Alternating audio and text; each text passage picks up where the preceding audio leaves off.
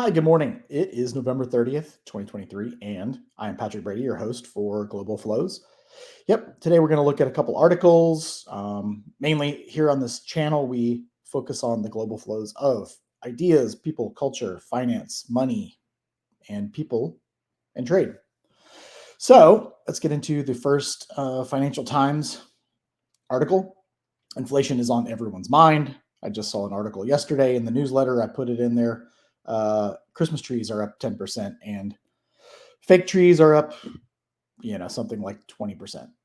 And this is Christmas is coming, and a lot of people are out buying. Black Friday was a big hit, apparently, and more people than ever have put more money on their credit cards and are ramping up. So, Financial Times, UK watchdog accuses food brands of increasing prices by more than costs. Okay, let's look at some of the details here. Baby formula. All right, talks about infant formula, dominated by consumer groups, which hold 71% and 14% of market share, respectively, in the UK. Baby formula price hikes. The UK's CMA flags Danone and Nestle for boosting baby formula prices beyond cost increases, squeezing parents' wallets. All right. Grocery price surge suspect. All right. Lots of, this is UK households still under pressure despite lowest inflation in 2 years. All right. Yep. So groceries are higher. Customers are disbelief at checkout, and loyalty schemes scrutiny. The CMA eyes supermarket loyalty programs, questioning if they benefit consumers or just masking higher prices. In here also is the supermarket brands. Discount supermarkets, meanwhile, have grown sales faster than traditional retailers. Here's a couple examples: registering annual growth sales of 14%. Yep. Inflation. Number 2, U.S. retains the economic advantage in its rivalry with China. This is an opinion by Martin Wolf from Financial Times, as you can see. So you got the dollar here and the yuan, and they call malcontents. I need the definition of that one. America and its allies remain more united and economically powerful than Beijing's group of malcontents. Okay, he goes on to basically label some countries, whether they're close to the US, close to China, somewhere in the middle. And here's the feedback in the bullet points. Economic high ground. The US and allies, wielding 67% of world GDP, outshine China's malcontent bloc, just 27%. Malcontent. Right on. Share of global industry value add as a percentage, US and allies, leans US, unaligned. This is neutral, leans China, China and allies. So, yeah, I mean, no big surprise there, I believe. China bloc accounts for half the world's non-Arctic landmass, compared with 35% for US bloc. Also home to slightly more of the world's people, because, yep, big populations in China. So, latter's pessimism on China's prospects may be excessive, but far from absurd. China does indeed face strong headwinds against high growth over the next quarter of a century. We shall see. I say it once, I say it 1,000 times. There was a book called The 1,000 Faces of China, I believe.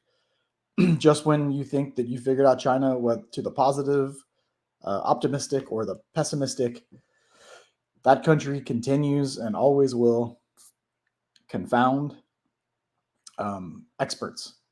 They say China's, it's the 2030s and the 2040s and the 2050s are going to be the China decades, and then here that swung back to the negative. I'm pretty sure it's going to swing back. So we shall see. A lot of people I respect, think China's still in a good position. A lot of people, probably the majority of people, can see that there's going to be problems in China. Certainly their demographics don't look promising, but we shall see. Okay, third article. China provides data to WHO on wave of cases among children.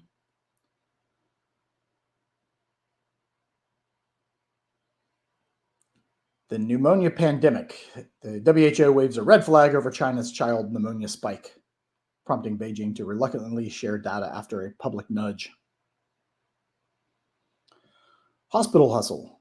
Post-COVID freedom brings a flood of coughing kids to Chinese hospitals, leaving parents and pediatricians playing musical chairs with limited resources. Mystery illness mania. WHO scratches its head over China's respiratory riddles, hinting at Beijing's less than stellar record of the global share your germs game. Well, we all hope and pray this is not a serious worldwide phenomenon, and that the children are healthy and they act quickly and transparently so that we can avoid another pandemic or something like a pandemic. We shall see. So those are the 3 articles. I really want to wish you a very Merry Christmas coming up, and December 1st is tomorrow. Hard to believe that the year is almost over.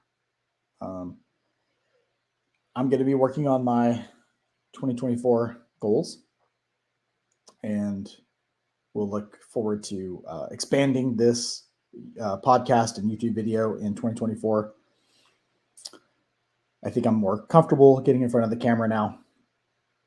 The first episode was very tough. This is the, I'm not sure, 5th or 6th. And we're going to keep getting better. Using this tool, StreamYard, is really helpful. And we have great articles in mainly Financial Times, Wall Street Journal. I'll try to expand really the basis of information. So, signing off. Thank you very much. Have a great day, a great week, and let's wrap up 2023 strong. Bye.